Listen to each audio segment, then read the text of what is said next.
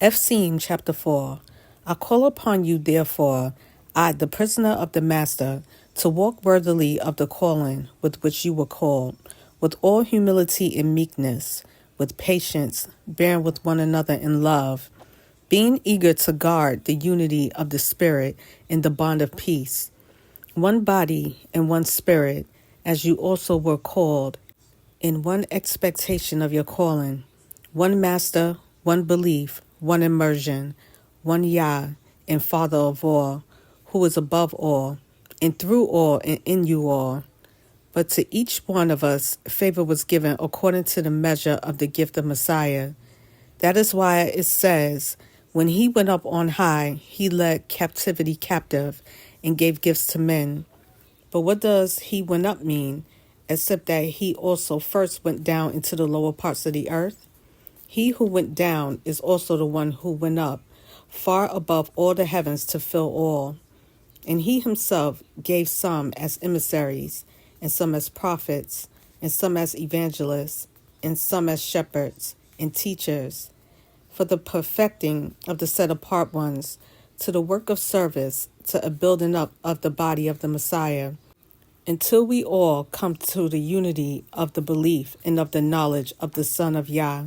to a perfect man, to the measure of the stature of the completeness of Messiah, so that we should no longer be children, tossed and borne about by every wind of teaching, by the trickery of men and cleverness, on to the craftiness of leading astray. But maintaining the truth in love, we grow up in all respects into him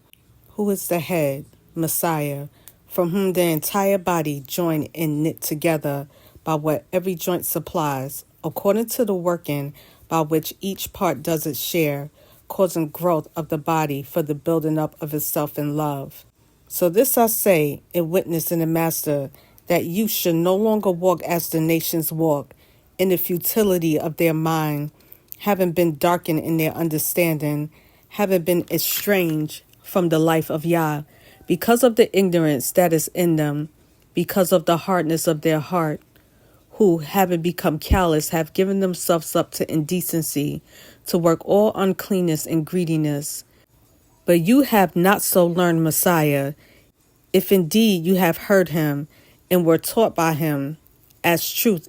in Yahusha, that you put off, with regard to your former behavior, the old man, being corrupted according to the desires of the deceit, and to be rewarded in the spirit of your mind, and that you put on the renewed man, which was created according to Yah in righteousness and set apartness of the truth.